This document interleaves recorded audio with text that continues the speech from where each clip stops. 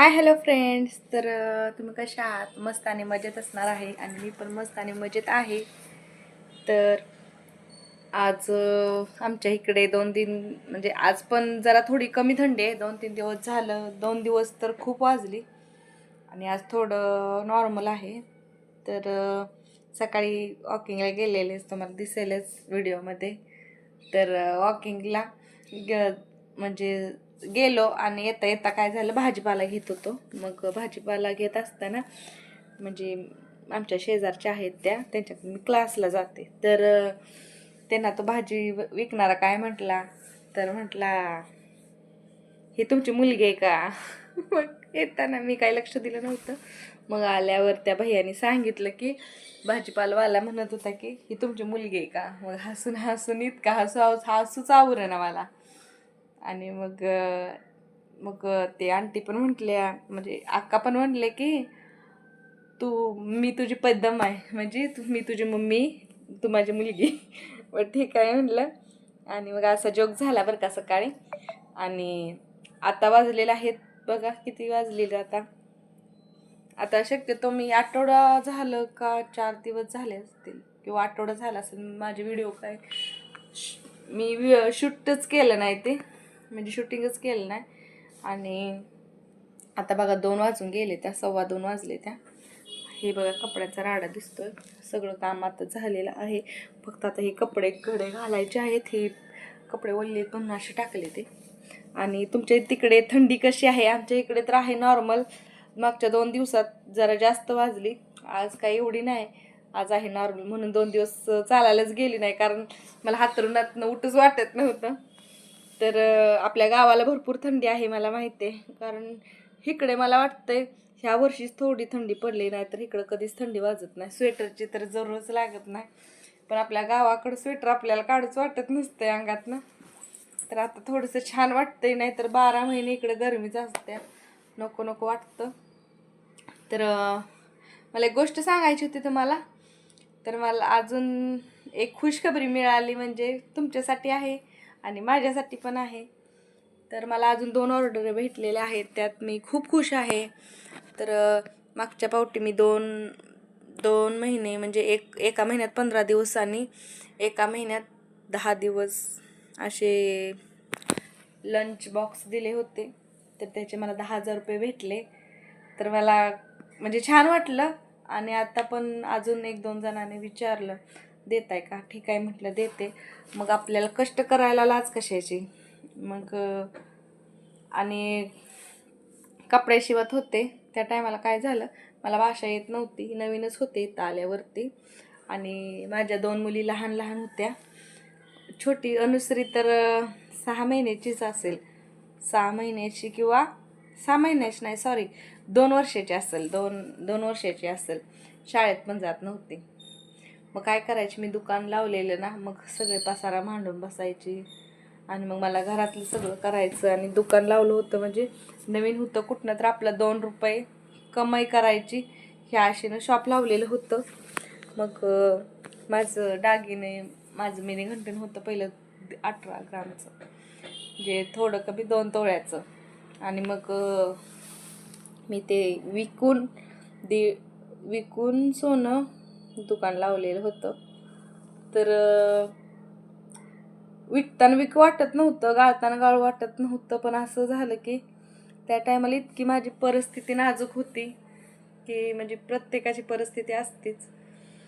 आणि मग म्हणजे वाईट दिवस काढले बरं का. प्रत्येकाच्याच आयुष्यात येत असतात वाईट दिवस, आणि खरंच वाईट दिवस बघितल्याशिवाय चांगला दिवस येत नाही, तर मला पण माहिती आहे. आणि हे मंगलसूत्र करायचं तर ह्याच्यासाठी मी 4-5 वर्ष वाट बघितली, तेव्हा आता कुठं मला मिळालं. आणि कायसनी तर ते पण मिळत नाही, बरोबर आहे. आणि मग मी शॉप वगैरे लावलं. मग कपडे थोडेफार शिवत होती.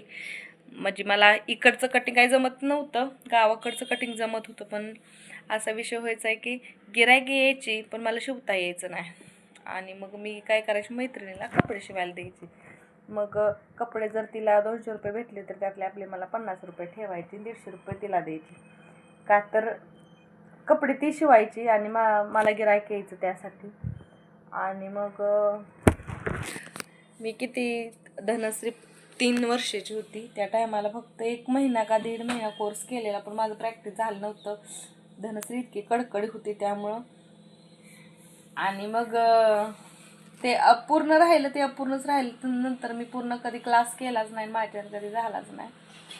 प्रयत्न करते पण का कुणास ठाऊक मशनीकडं जायला म्हणजे खूप विचार करते, पण का काय माहीत माझ्याच्यानं ते काम होतच नाही. पण मी प्रयत्न अजून पण सोडला नाही. आणि मी जोपर्यंत मला शिवता येत नाही तोपर्यंत मी प्रयत्न हा करतच राहणार आहे. आणि मग त्या कपडे शिवत असताना मग एकदा मला कस्टमर बोलले, म्हणजे थोडीशी माझं कटिंग चुकलेलं, मग इतकं बोलली, भांडायच लागले अक्षरशः. आणि मला एकतर कळत नव्हतं अजिबात. आणि मग आमच्या इथल्या दुकानात बसल्या आहेत त्या, म्हणजे मराठवाल्या होत्या. मी त्यांना म्हणले काय म्हणतात मला काय बाई कळत नाही म्हणलं. आणि अक्षरशः त्याने तिला सांगितलं की असं असं. मग मला त्या म्हणजे मराठवाल्यात ना त्या छान होत, म्हणजे ताई माझी फ्रेंडच. मग ती म्हणली अगं तू ब्लाऊज ती म्हणते की तूच शिवून घातलाय ब्लाऊज. अहो मी म्हणलं ताई मी शिवून घातला नाही, माझं कटिंग चुकलं म्हणून मी ब्लाऊज पीस साईडला ठेवून दिलाय. तर तिचं म्हणणं तू शिवून घातलाय, माझा पीसच दे. मी म्हणत असे की ब्लाऊजचं काय म्हणजे पैसे असतील ते मी देते तुम्हाला. पण ती बाई अक्षरशः ऐकना इतकी बोलत होती, इतके शिव्या देत होती, पण मला भाषा येत नव्हती त्यामुळे काहीच कळत नव्हतं. खरंच मला खूप प्रॉब्लेम आले इकडं. आणि मग पुन्हा शेवटी तिनं कापलेला ब्लाऊज, माझं कटिंग चुकलेलं होतं, कापलेला ब्लाऊज अक्षरशः तिनं तसा नेला. ती बाई लय भांडून गेली माझ्यासोबत. आणि मग भाषा येत नसल्यावर खूप प्रॉब्लेम येतो. आणि मग अजून पण आता म्हणजे आता साधारण इतका येत नाही मला प्रॉब्लेम, कारण मला म्हणजे समजतं आणि बोलायला पण जमतं. 25% मी बोलते आणि मला म्हणजे जवळजवळ 70% तर समजतं मला सोडा. आणि मग नंतर थोड्या दिवसांनी मी शॉप बंद केलं. कपडे अजून माझ्या घरात पडले, ते अक्षरशः मला इतकं म्हणजे माझं इतकं नुकसान झालंय ना बासच. मग मी माझ्या हातनं नुकसान झालंय, पण मी त्याचं भरूनच काढू शकत नाही, कारण कपडे तर नाही शिवू शकली. मग पुन्हा तरी पण ह्याने मी म्हणलं मला ब्युटिशियन शिकायचं आहे, तरी पण त्याने मला ब्युटिशियनचे पण पैसे थोडंफार मी कसं तर म्हणजे ते घातले.